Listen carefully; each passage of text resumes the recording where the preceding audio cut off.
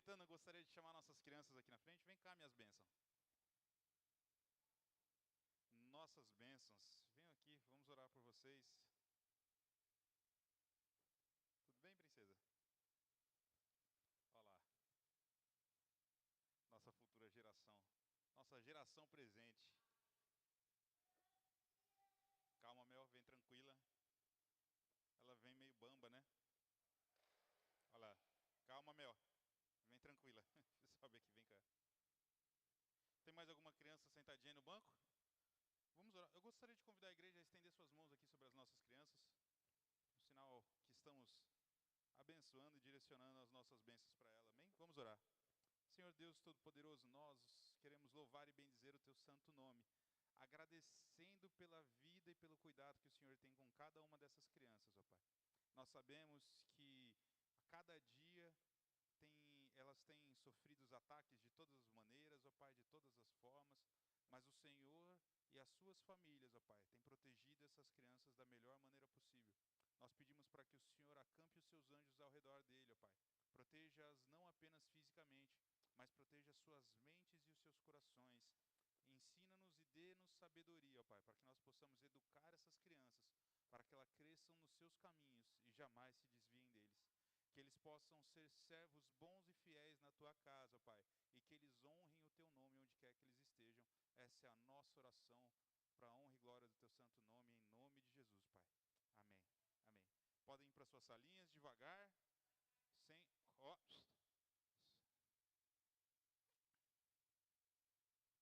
Vamos orando devagarzinho. Irmãos,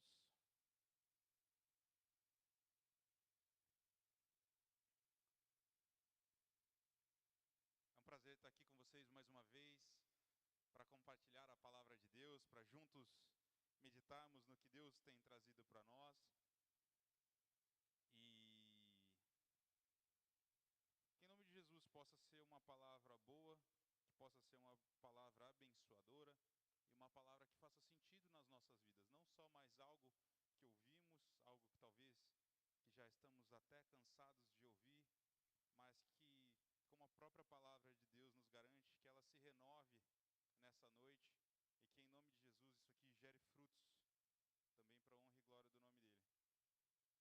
Irmãos, antes da gente começar a palavra, a nossa meditação, vamos fazer mais uma oração? Toda vez que eu subo aqui eu falo isso, né? Oração é que nem caldo de galinha. Se não fizer bem, mal não faz, né? Sempre vai fazer bem. Oração sempre vai fazer bem. Porque se você estiver longe de Deus, a oração vai te ajudar a se aproximar dele. Mas nós vamos orar mais uma vez. Agora não tem mais criança aqui, mas eu quero que você estenda a mão sobre essa criança aqui e nós vamos orar de novo, tá? Senhor Deus Todo-Poderoso, eu te peço por misericórdia e graça, Pai. Eu, tão pequenino, tenho agora a incumbência de trazer a Tua palavra, Pai, para ajudar a alimentar o Teu povo. Eu te peço para que a minha boca se cale mais uma vez,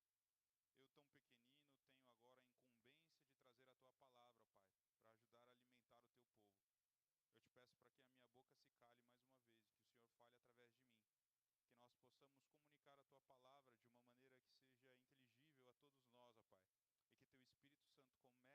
E que Teu Espírito Santo comece e complete a obra que já está passando, ó Pai, que já está ocorrendo neste momento.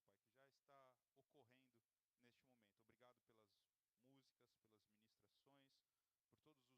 E te peço para que esse momento também seja um momento especial de louvor e adoração a Ti.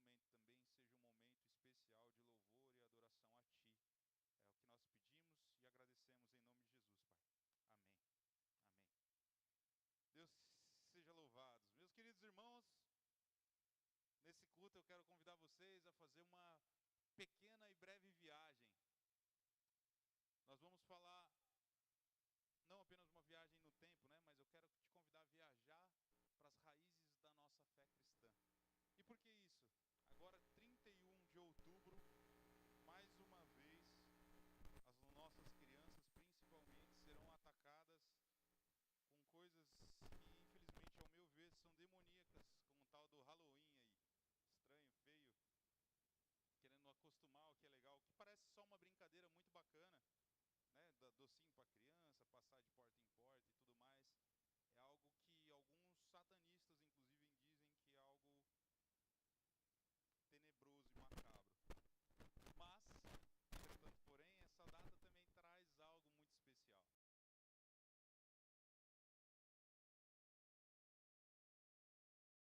vamos falar um pouquinho sobre isso. Voltar às nossas raízes. O que aconteceu nessa reforma? E entendemos se precisamos, mais uma vez, ser reformados. Então, quando a gente fala de reforma protestante, lá há mais de 500 anos, a igreja cristã passava por um momento tenebroso da história, horrível, onde uma igreja dominadora de uma palavra, onde as pessoas não tinham acesso a essa palavra, e a igreja, através dos seus dogmas, através de suas práticas, dizia como a pessoa poderia ou não ter acesso a Cristo. Então, o evangelho, o verdadeiro evangelho, a boa nova da salvação, aquela palavra que salva, que restaura, que edifica, não estava sendo pregado da maneira que deveria. Não, as pessoas não estavam tendo acesso a ela da maneira que deveria. Então, essas tradições humanas, a corrupção espiritual que aconteceu dentro daquele povo, começou a gerar uma pequena perturbação em algumas pessoas. Então, essa fé que era baseada em obras, onde, por exemplo, as pessoas pagavam indulgências para que pudessem ter perdão dos seus pecados. Imagina, um Deus que precisa do seu dinheiro para que Ele possa perdoar os seus pecados. Eu que sou pobre estava enrolado.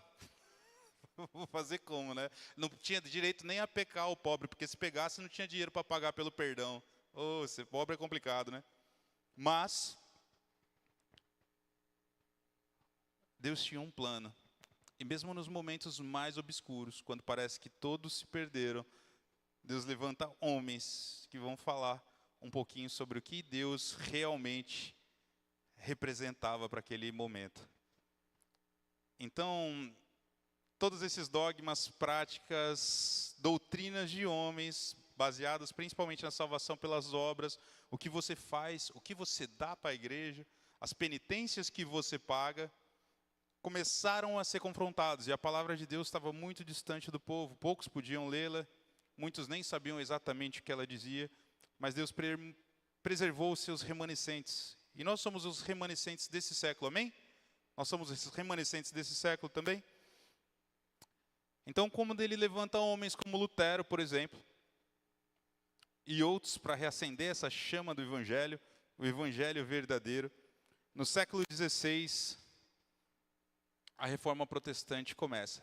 Não como um ato de rebeldia, não como um ato de desobediência, mas com homens que realmente buscavam entender o que Deus estava trazendo.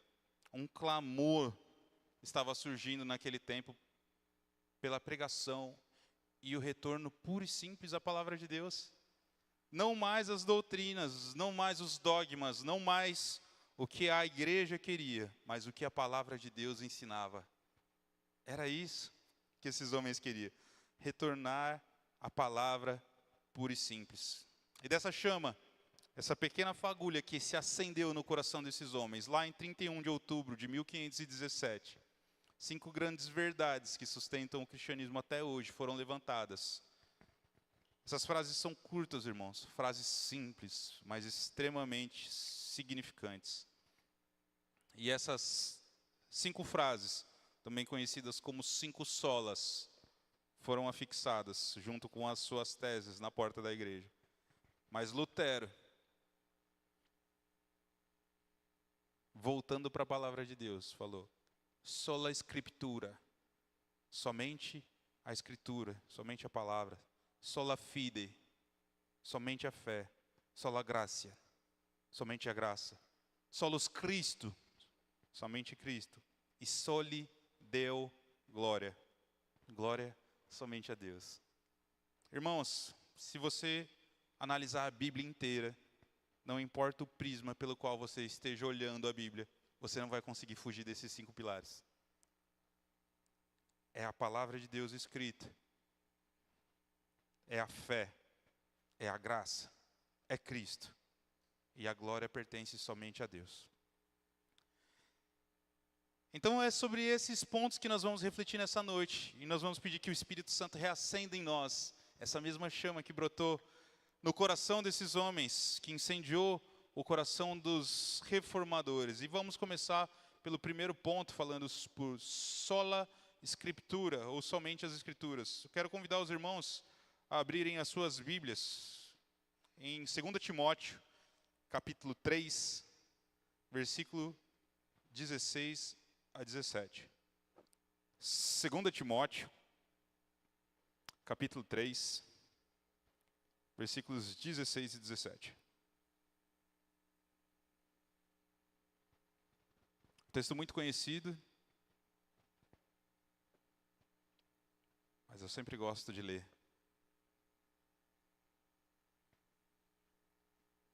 Em 2 Timóteo, capítulo 3, versículos 16 e 17, diz assim: toda Escritura é inspirada por Deus, útil para o ensino, para a repreensão, para a correção, para a instrução na justiça.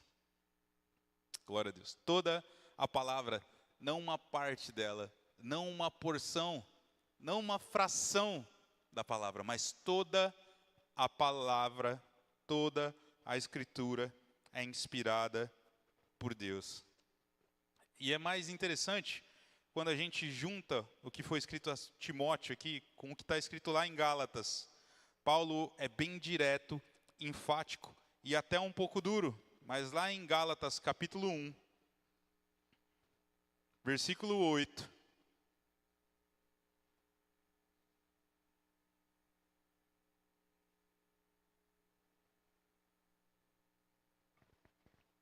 Gálatas capítulo 1, versículo 8, Paulo diz o seguinte: contudo, ainda que nós, ou um anjo dos céus, anuncie um evangelho contrário ao que temos anunciado, ou que anunciamos a vocês, que seja anátema, ou em outras versões, amaldiçoado. Olha como essa palavra é dura, e ela é direcionada para todos aqueles que se desviam da palavra, ou querem alterar a palavra. Qualquer semelhança com o que a gente tem vivido hoje em dia também é mera coincidência, né? Pessoas, homens, inclusive pastores, têm pregado de seus púlpitos que a palavra de Deus precisa ser atualizada. A palavra de Deus precisa ser atualizada. Irmãos, eu não sei vocês, mas toda vez que eu leio a Bíblia, eu tenho um projeto de ler a Bíblia várias vezes, e todo ano eu inicio uma leitura novamente da Bíblia. Algumas vezes eu leio a Bíblia inteira em um ano, algumas vezes eu me debruço um pouco mais, capítulo por capítulo, e demora um tempo mais espaçado para ler. Mas quanto mais eu estudo a Bíblia, mais eu descubro que eu sou um pouquinho menor. Todo dia um tapa na cara diferente, né? Você fala assim, rapaz, esse tapa parece que eu já tinha levado, mas ele ardeu diferente agora. Ele me ensinou outra coisa. Ele moldou algo diferente em mim. Ele me fez perceber que eu preciso mudar mais alguma coisa na minha vida. E essa é a palavra que eu acredito, essa é a palavra que eu estudo, essa é a palavra que eu creio. Uma palavra que transforma, que muda dia a dia.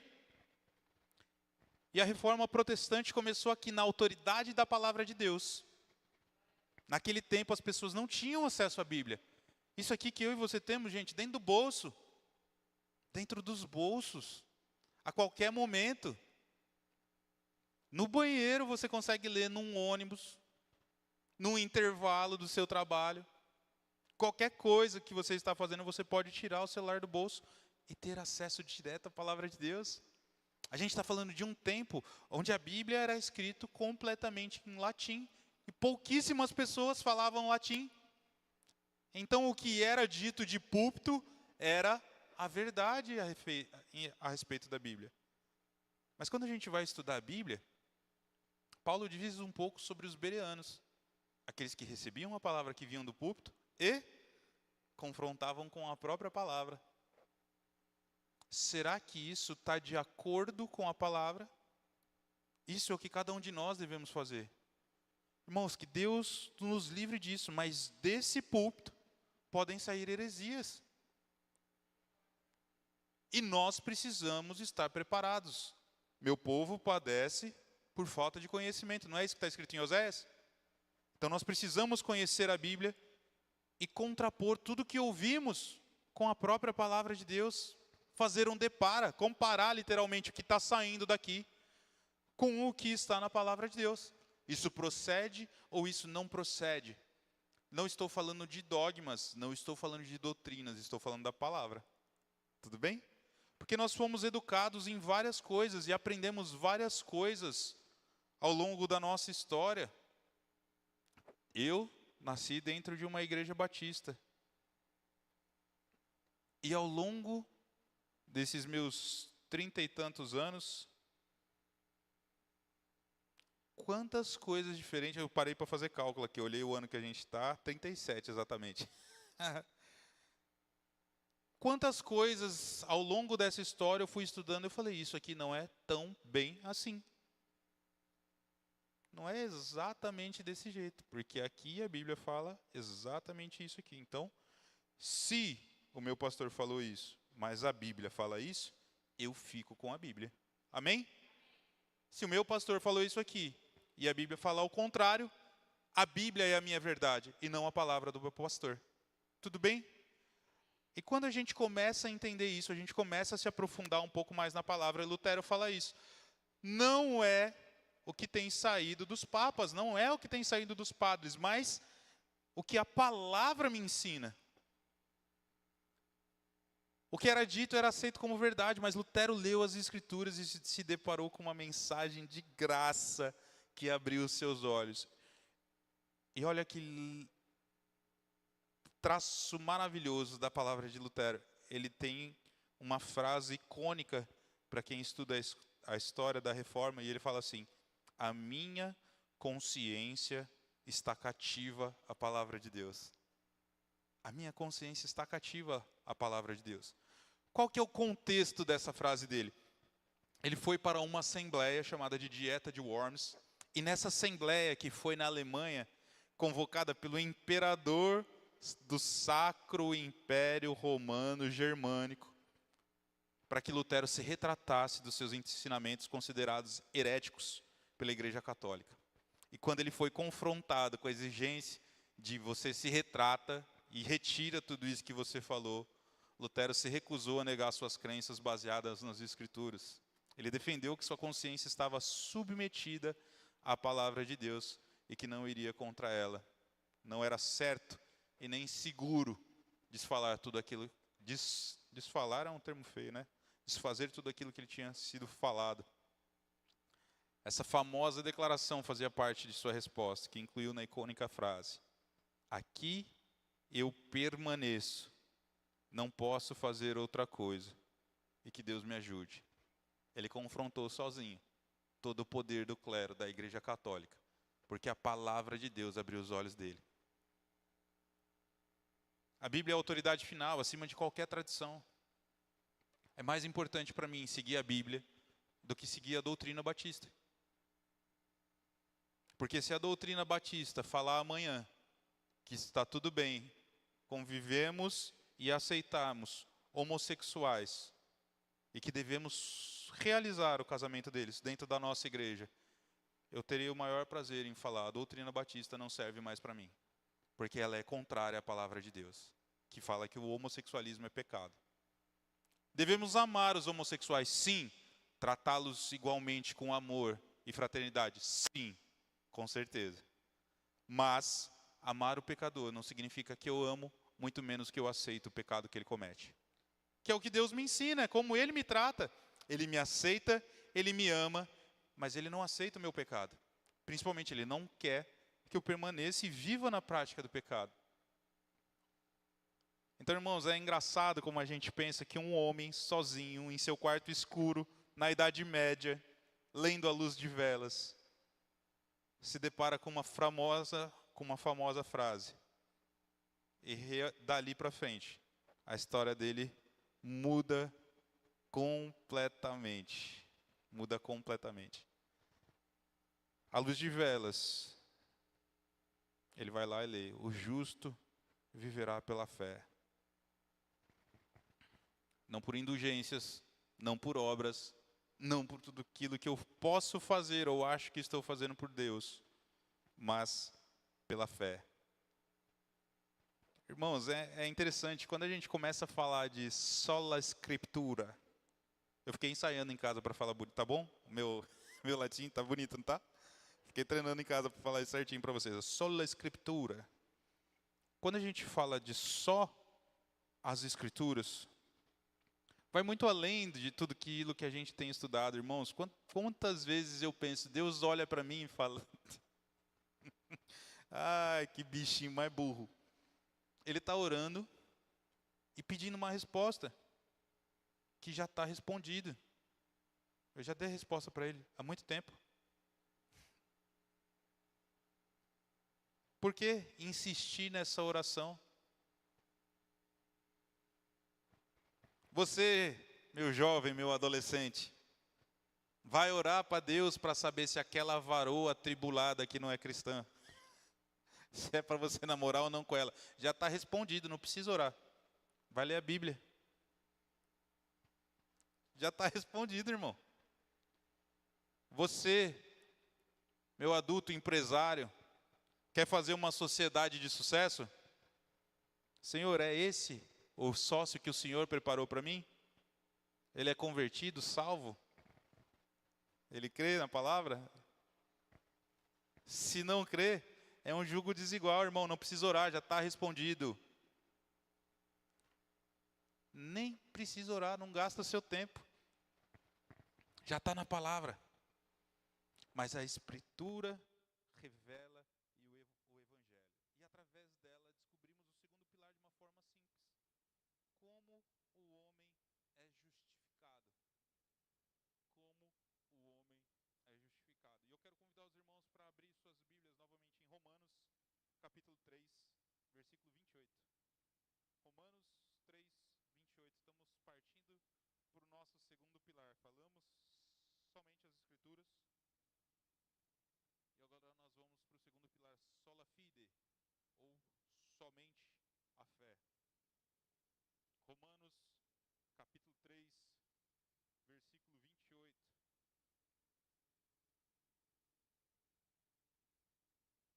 Concluímos, pois, que o homem é justificado pela fé e não pelas obras da lei. Ou sem as obras da lei, em algumas outras versões. Em Romanos 4, capítulo 2, versículo 2, vai falar o seguinte: se de fato Abraão foi justificado pelas obras, ele tendo que se gloriar diante de Deus.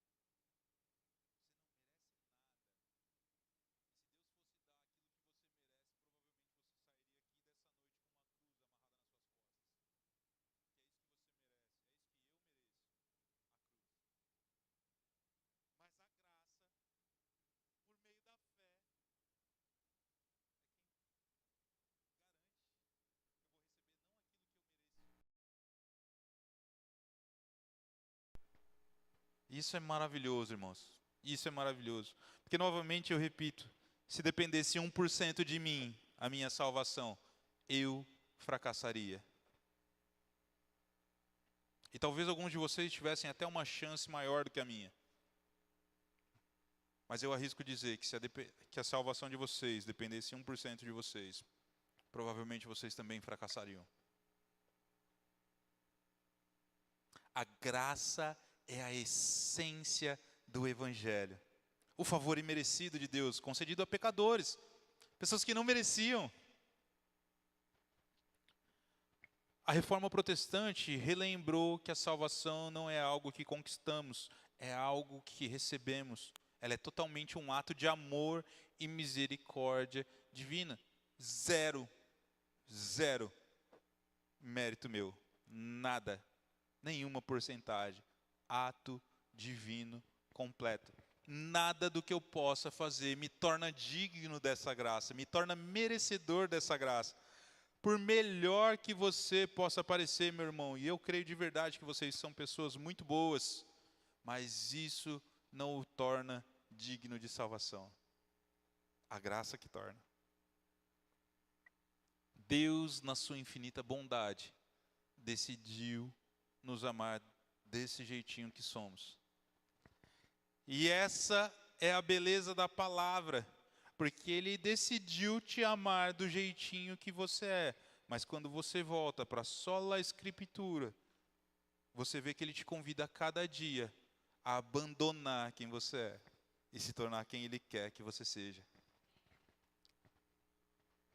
Toda vez que eu leio a Bíblia, eu descubro que eu tenho muito a melhorar. Mas muito a melhorar. E toda vez que eu acho que eu melhorei um pouco, sabe o que eu tenho que fazer, irmãos? Ler a Bíblia de novo, para entender que eu ainda não sou ninguém perto do que eu deveria ser. Se eu acho que eu já estou bom o suficiente, significa que eu não entendi nada do que a Bíblia traz para mim. Eu não sou bom o suficiente e não serei bom o suficiente. Eu dependo da graça. Isso faz, então, não adianta buscar essa melhoria, mas claro que adianta, irmãos. É claro que adianta. Esse é um processo, é chamado de santificação pela palavra, né? Um processo de santificação. A gente deve buscar, a gente deve ansiar isso. Deve ser a razão da nossa vida. Sermos melhores. Sermos sal e luz. Para que possamos dar sede. E para que possamos iluminar o caminho que leva até Cristo. Para que as pessoas possam ter fé. E tendo fé, estendam suas mãos. E estendendo as suas mãos, recebam o dom da graça. Essa verdade nos humilha, nos joga no chão. Reconhecemos que não merecemos nada. Mas ao mesmo tempo, ela nos alegra. Porque Deus deu tudo por mim e por vocês. E isso é maravilhoso. A graça é a fonte. A fé é o canal. E Cristo é o conteúdo da nossa salvação. A graça é a fonte. A fé é o canal. E Cristo é o conteúdo da nossa salvação. E é sobre ele que a gente vai falar um pouquinho nessa noite. Entrando no quarto pilar. Solos Christus. Somente a Cristo. E novamente vamos abrir a Bíblia. Onde que a Bíblia fala que é somente a Cristo? Lá em Atos, capítulo 4, versículo 12. Atos 4, 12.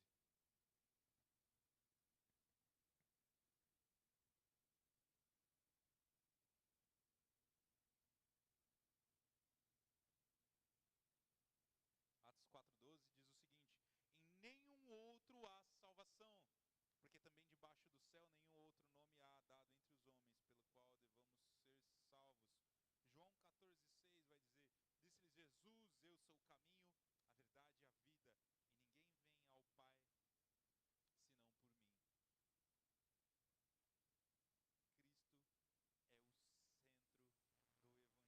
Cristo é o centro do Evangelho. Cristo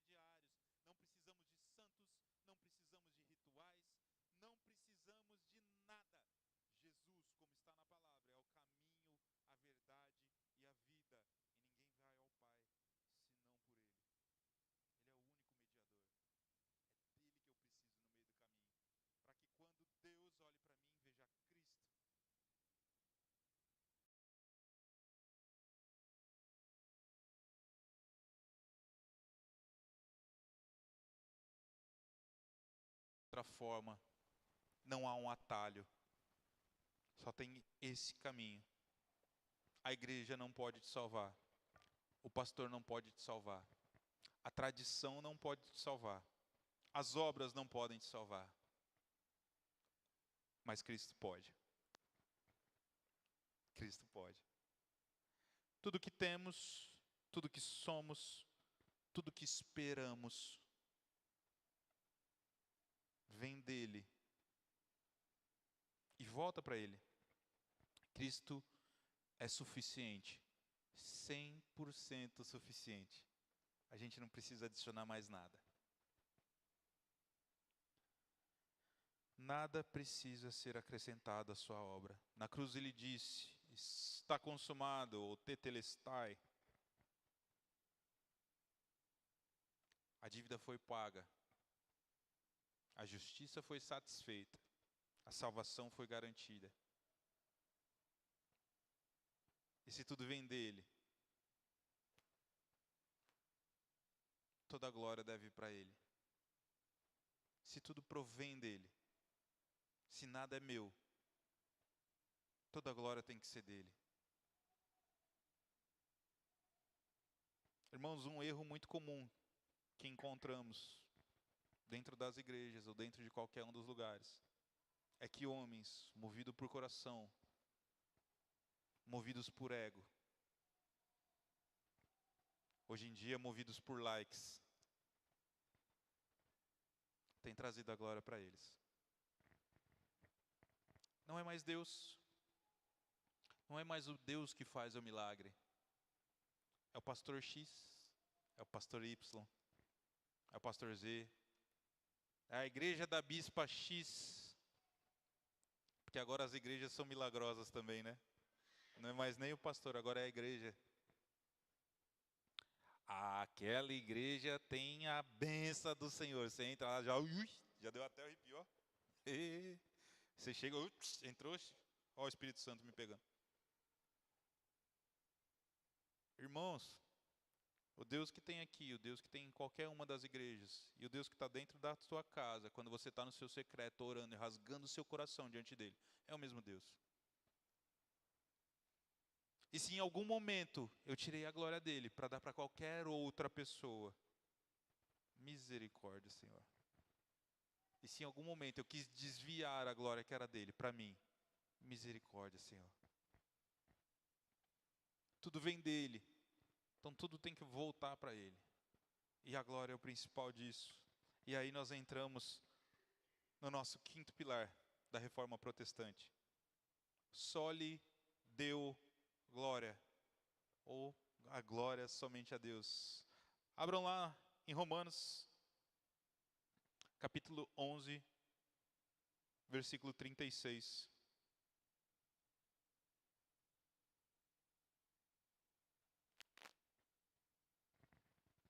Vamos ler o 35 e 36, por favor, tá? Romanos 11, 35 e 36.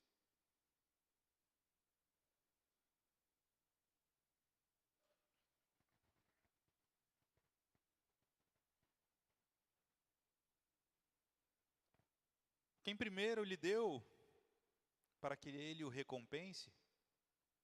Quem fez alguma coisa por Deus para que Deus retribua de alguma forma? E a resposta vem embaixo. Porque dele, por ele e para ele são todas as coisas. A ele seja a glória pelos séculos. Amém.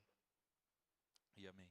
Porque dele, por ele e para ele são todas as coisas. Esse é o grande coro final da reforma. Toda a glória pertencem somente a Deus. Não é nada sobre o homem, é tudo sobre o Senhor. Irmãos, a tua salvação é sobre a glória e é para a glória de Deus. A igreja existe para a glória de Deus. A nossa vida deve ser vivida para a glória de Deus. A sua existência não teria um sentido real se não fosse para a glória de Deus. Não a nós, Senhor, não a nós, mas ao teu nome se dê a glória. Parafraseando Salmo 115, versículo 1. Essa é a verdadeira confissão da igreja hoje? Não a nós, Senhor.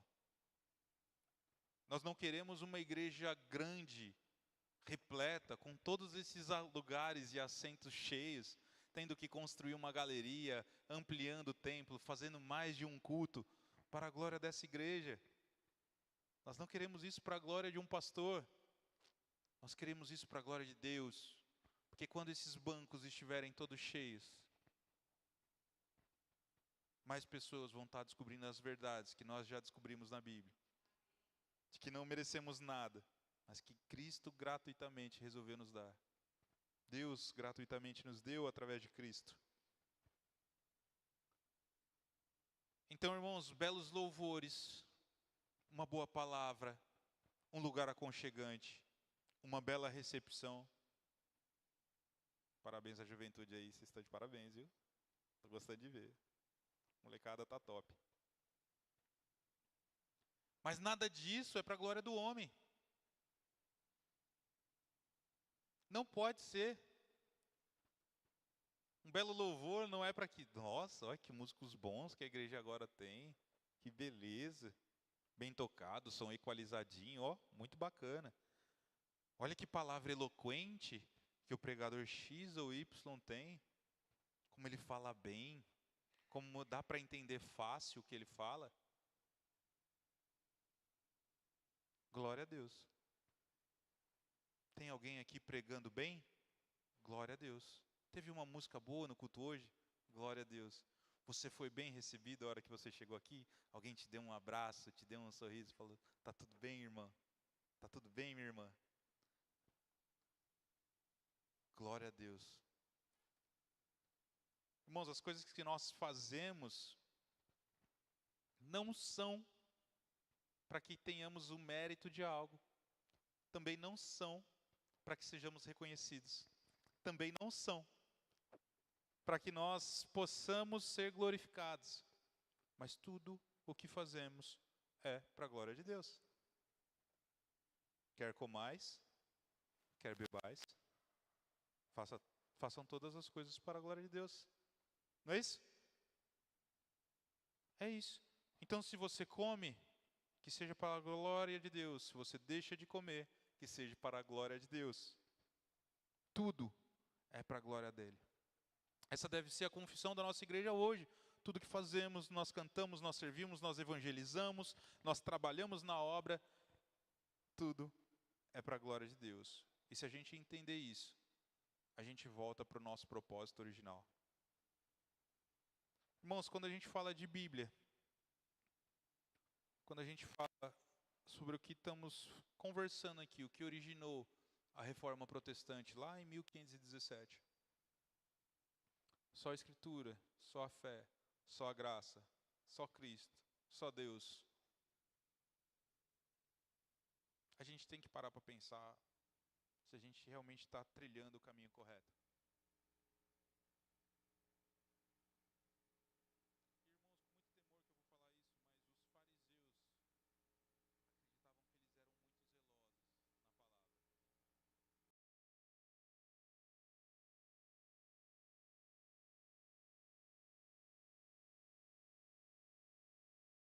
Quem era Jesus Cristo?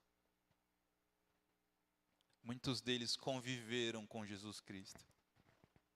Muitos deles, inclusive, foram aqueles que falaram que Jesus Cristo era um blasfemo e que merecia a morte.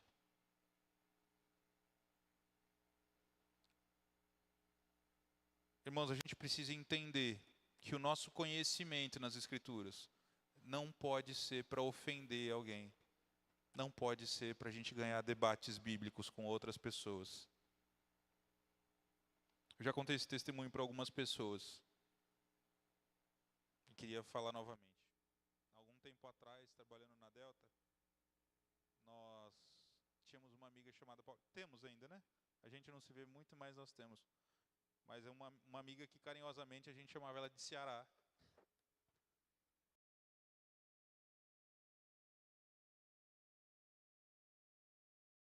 Eu me peguei conversando sobre Bíblia para ela, com ela. Era com mérito, com puro interesse de mostrar para ela o quanto eu sabia mais da Bíblia do que ela. Misericórdia, Senhor. Misericórdia. Eu não aproximei essa pessoa dos caminhos de Deus. Não estou falando que ela estava desviada por ser da cristã do Brasil, por favor, me entendam bem, tá? Mas eu não estava falando de Bíblia para que ela tivesse um crescimento espiritual. Eu estava falando de Bíblia para que ela entendesse que ela ainda não tinha entendido o que eu já entendia. O que mostra que eu não tinha entendido nada. Irmãos, não pode ser assim, não pode ser por isso. Tudo que a gente faz é para a glória de Deus. Você está tendo um debate? Tem que ser para a glória de Deus.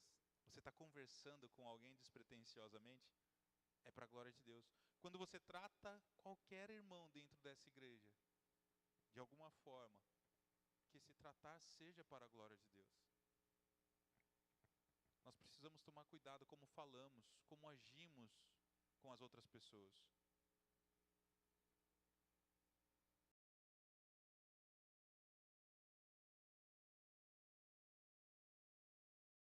De repente, nem é porque o atribulado merece, porque tem uns irmãozinhos mais atribulados que os outros.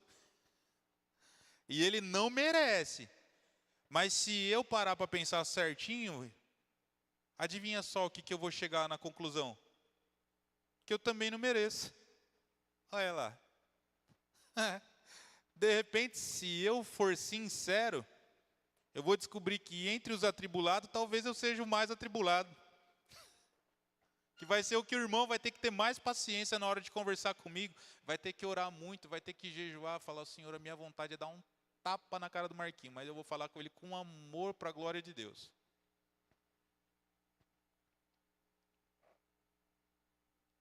Irmãos, a gente está convivendo dentro de uma igreja, são pessoas diferentes, culturas diferentes. Vocês vão entender o que eu estou falando. De repente, se você morar com alguém na sua casa, se você for casado, por exemplo, são pessoas diferentes, de culturas diferentes, de sexos diferentes. De repente, lá dentro da sua casa, em 2, tem atrito. Imagina aqui, em 110. Agora descobrimos que somos 110. De vez em quando eu vou pensar de uma forma e você vai pensar de outra forma. Eu tenho que, no mínimo, respeitar o seu pensamento. E caso eu vá indagá-lo, que seja para a glória de Deus. Ó, adivinha? A Bíblia tem a receita para isso também. Como é que você exorta alguém em amor? Aliás, tem alguma coisa que não tem a receita aqui? Não estou falando do meu celular, não estou falando de chat GPT, não estou falando de Google, tá? Estou falando da Bíblia. A receita está aqui. O que a gente tem feito?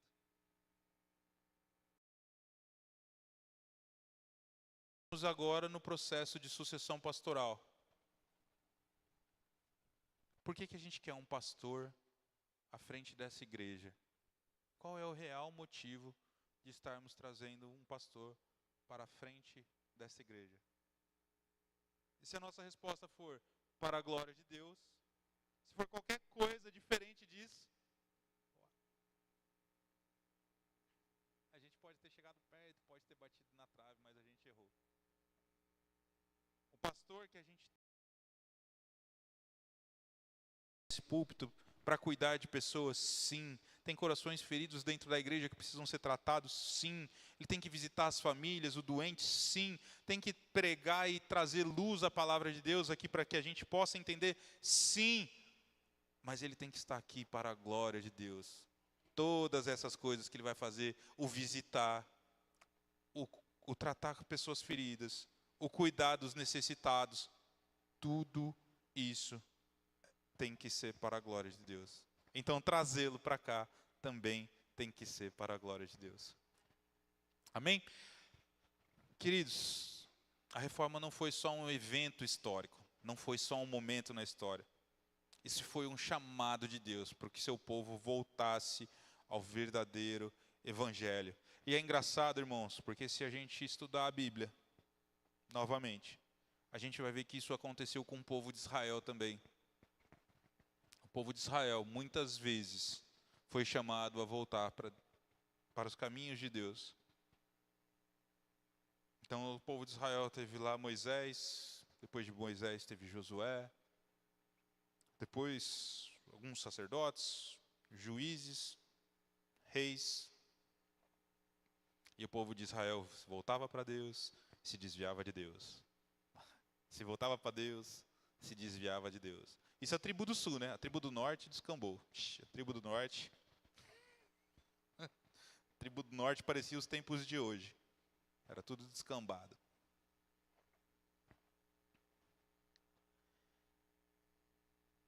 Mas Deus levantava homens que buscavam um avivamento real e verdadeiro, para que eles levassem o povo a entender novamente o que era a verdade da palavra. Isso foi acontecendo várias vezes ao longo da história e aconteceu de novo na Reforma Protestante. Irmãos, eu creio que nessa noite, Deus está querendo fazer isso de novo, nesse tempo. A gente precisa entender que é só a Escritura, que é só a fé, que é só a graça, que é só Cristo e só Deus. Eu não preciso de um bom coach aqui nesse púlpito. Eu não preciso de um bom psicólogo aqui nesse púlpito. Eu preciso de homens e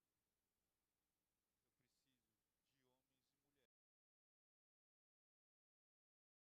Tudo que é feito precisa ser pela glória de Deus e que mostrem através da palavra como nós podemos fazer isso. Como nós podemos viver para a glória de Deus. Esse chamado ecoa hoje. Essas verdades que a gente falaram sustentaram a igreja por mais de 500 anos. E continuam sustentando a igreja até hoje. Se a nossa fé estiver firmada nesses pilares, nenhuma tempestade, nenhuma vã doutrina, nenhum pensamento torpe pode tirar aquilo que Deus quer fazer no nosso meio.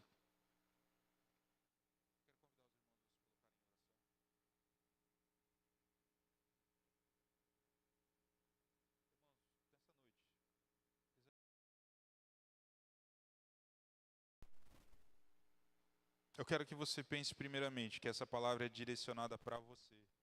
Eu não quero que você terceirize isso para ninguém, por favor. Essa palavra é para você, exatamente para você. Não é para o irmão.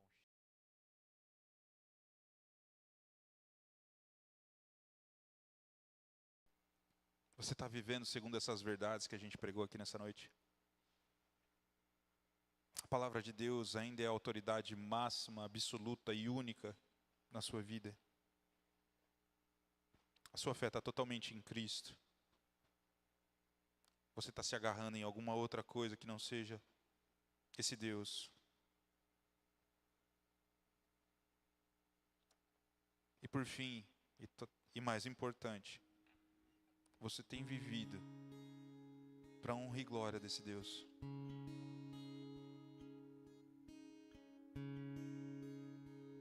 Irmãos, eu não estou aqui para trazer julgo sobre ninguém. Como eu falei quando eu leio a Bíblia, o primeiro que leva o tapa na cara sou eu. Essa palavra me fez pensar se tudo o que eu estava fazendo era para a glória de Deus. Se eu não estava querendo trazer nem o mínimo dessa glória para mim, se eu não gostaria de ser reconhecido, se eu não gostaria de ter mais obrigados, mais agradecimentos por aquilo que eu acho que faço.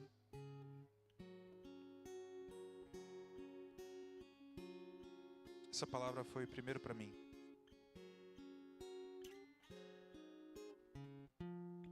Irmãos, a gente falou aqui de um Deus que não está se importando com quem você era, com o que você fez, ou o que você deixou de fazer. Mas a gente está falando de um Deus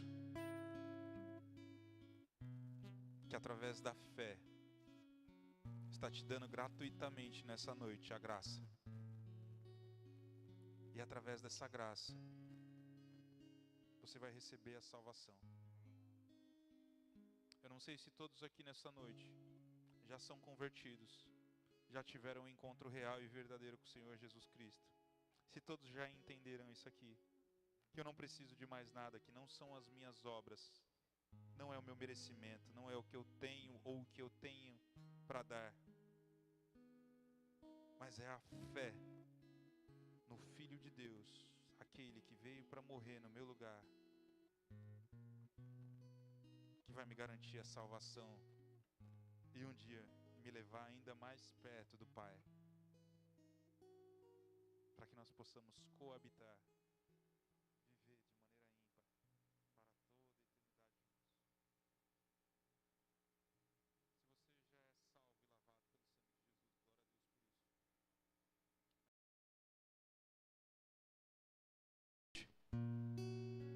isso. Eu gostaria de te convidar a, pela fé, dar um passo de fé, estenda a tua mão, receba a graça que vem gratuitamente para você nessa noite. Se alguém se encontrar nessa condição e fala, eu quero, por meio da fé, alcançar a graça, me render aos pés da cruz, entender que eu não sou nada e nem ninguém, mas que mesmo assim, Deus me amou de tal maneira, que deu seu único filho para que morresse no meu lugar. Eu gostaria que você levantasse sua mão, eu quero orar por você.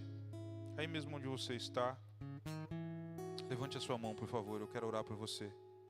Se você entendeu o que foi pregado aqui nessa noite e quer um novo momento, um novo caminho, andar em novidade de vida e fazer todas as coisas daqui para frente para a honra e glória desse Deus, eu quero que você estenda a sua mão. Senhor Jesus, Deus Todo-Poderoso, os céus se alegram nessa noite, ó Pai, porque pecadores, assim como eu, entenderam que são pecadores, Pai, e que precisam de